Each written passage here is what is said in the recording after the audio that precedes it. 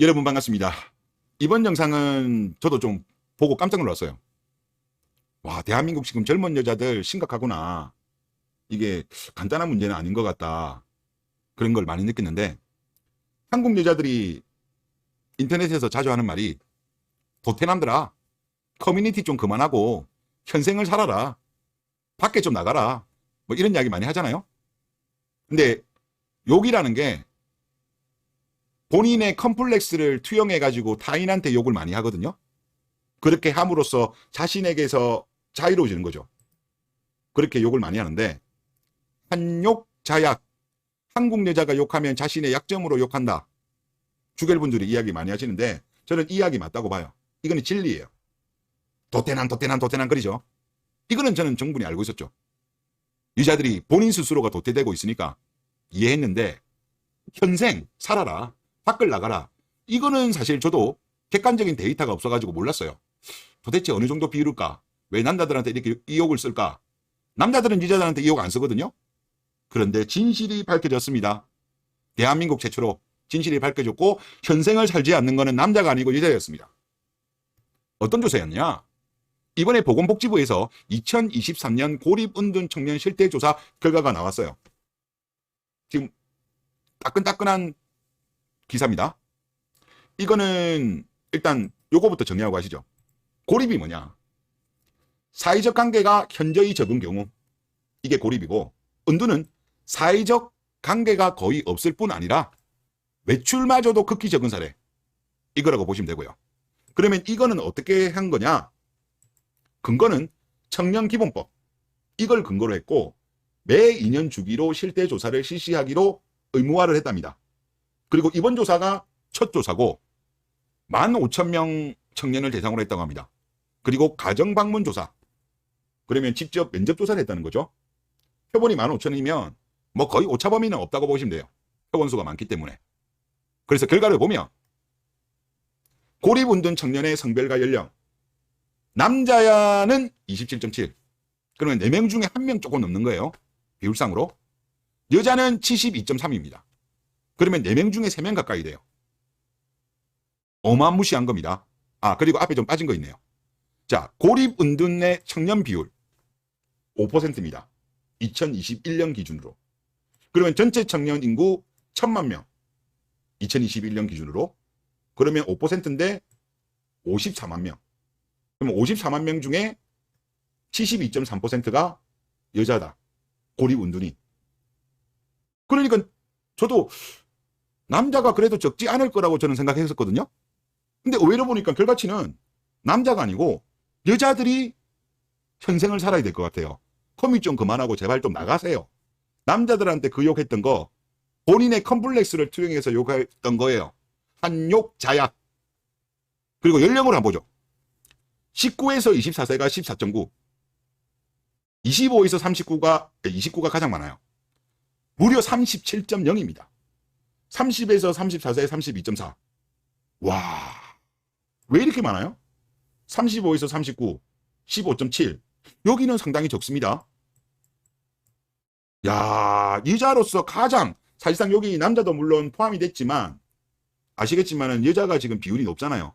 그래서 그냥 여자로 거의 제한해도 큰 무리는 없을 것 같은데, 여자로서 가장 전성기 아니에요, 전성기.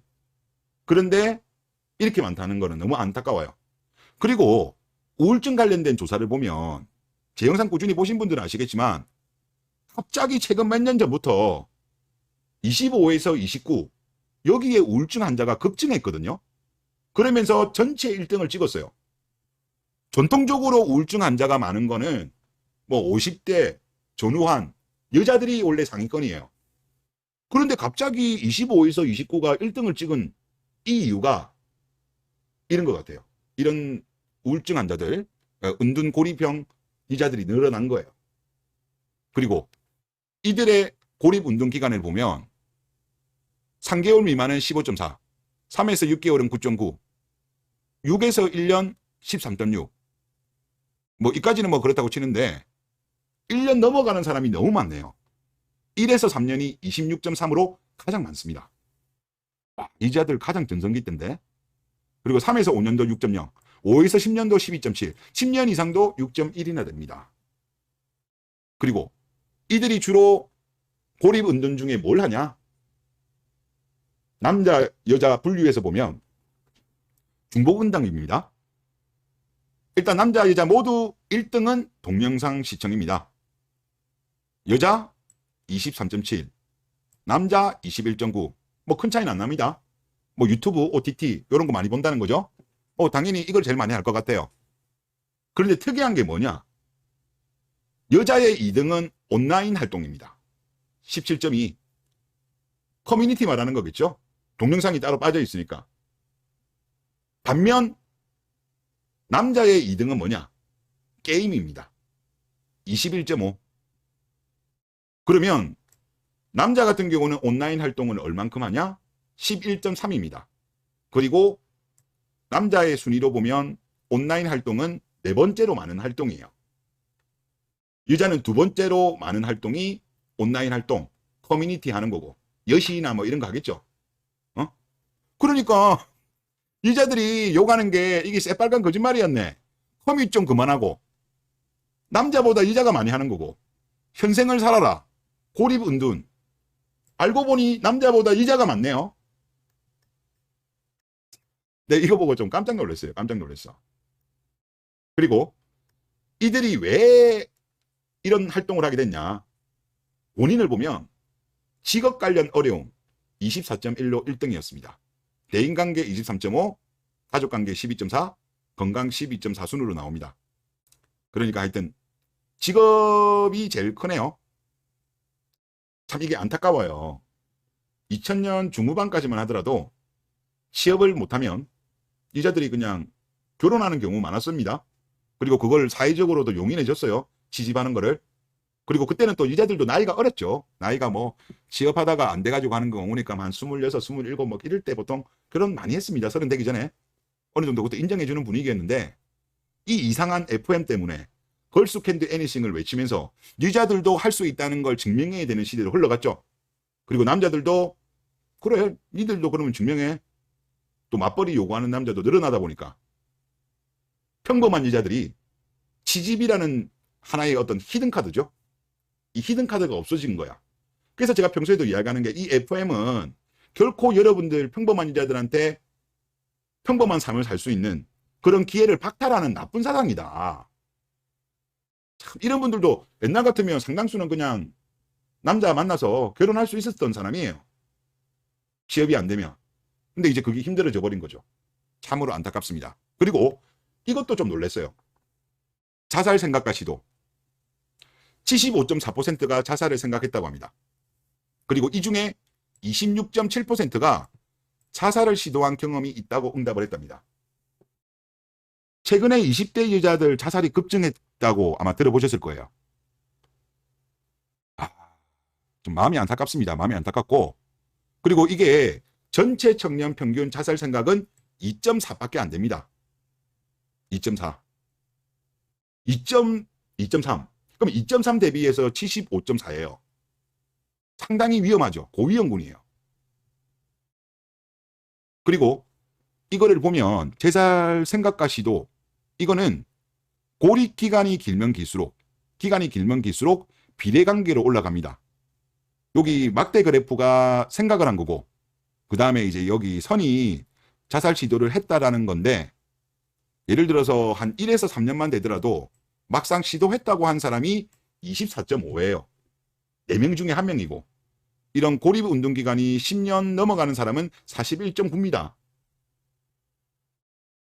이거 진짜 심각한 문제네. 이게 여러분들 갑자기 뭐 상황이 좋아져 가지고 이런 분들이 없어지면 괜찮죠. 하지만 이게 계속 누적이 된다면 옛날처럼 취집할 수 있는 길은 막히고 그리고 또 경제가 힘들어지면 당연히 일자리 구하기도 힘들어지잖아요. 그러면 이런 문제는 좀 더 심각해질 가능성도 높을 것 같아요.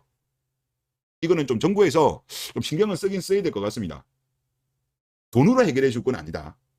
돈으로 해결하려고 하지 마세요. 이런 거는 돈으로 해결해 주는 것보다 차라리 그 직업 훈련이라든가 어떤 직업을 구할 수 있게 그런 식으로 해야지 돈 주는 거는 끝도 없습니다. 그런 이야기 좀 하고 싶고 그리고 삶의 만족도도 한번 보죠. 전체 청년 평균은 6.7인데 지금 여기에 해당되는 분들은 고작 3.7밖에 안 됩니다. 고립은 3.91, 은두는 3.54. 그러면 절반 정도 수준밖에 안 되는 거예요. 그리고 경제 수준 같은 경우도 본인을 하층으로 인식하는 비율이 75.7. 가족을 포함해서 인식하는 비율도 54.3으로 경제적으로도 상당히 힘들다. 그렇게 보고 있습니다. 중산층 정도로 보는 게 한 22.8밖에 안 돼요. 그러면 대부분은 경제적으로도 상당히 어려움을 겪고 있는 거죠. 그리고 이들이 필요하는 도움이 뭐냐? 경제적 지원. 88.7로 제일 많이 꼽았는데 아마 중복 응답인 것 같은데 저는 경제적 지원보다 취업, 일경험 지원이 두 번째였거든요. 82.2로. 요쪽으로 가는 게 맞다고 봅니다. 경제적 지원은 이거는 밑빠진 독에 물 붓기예요. 그리고 이런 분들한테 제가 말씀을 드리면 그래도 어느 정도 외모가 영 안 되는 분들은 빼고 어느 정도 본인이 외모가 된다라고 한다면 나이 많은 분들은 빼고 그래도 지금 보니까 나이가 좀 어린 분들도 꽤 많네요. 이런 분들은 적극적으로 여자력을 키워가지고 취집하세요. 특히 나이가 뭐 한 25 전후 이런 분들은 취업 좀 시도하시다가 안 되면 취집하세요. 막상 또 찾아보면 그래도 어리니까 오케이 하는 남자들 분명히 나온다니까. 왜 고생을 사서 해요? 옛날에 2000년대에는 그렇게 해서 결혼했다니까요. 또 그런 남자도 있습니다. 뭐 직업은 없더라도 어리면 그래도 가입 능력이 있잖아요. 어리면 오케이 하는 남자 있습니다. 어차피 웬만한 여자들도 대부분은 직업을 가지고 있다고 하더라도 결혼한 이후에 일 그만두는 여자들이 워낙 많잖아요. 그럴 바에는 본인이 나이가 젊은 것을 경쟁력으로 차라리 결혼을 시도하시는 게 저는 오히려 좋은 전략이다. 그런 말씀을 드리고 싶습니다. 이게 보니까 사회적 문제가 좀 될 것 같네요. 아직까지는 제가 볼 때 우리나라 장기 저성장 초창기인데 벌써부터 이게 5%다? 전체 청년 비율의 5%고 54만 명이다? 이거는 심각한 것 같아요. 아무래도 심각하니까 정부에서도 이런 조사를 처음으로 했겠죠. 그래서 정부에서도 하여튼 좀 신경을 써주시고 다시 한번 강조드리지만 돈보다는 차라리 취업 그리고 하여튼 취업 쪽으로 좀 서포트 해주는 게 좋을 것 같다. 그런 생각이 듭니다. 네, 이번 영상 여기서 마치겠습니다.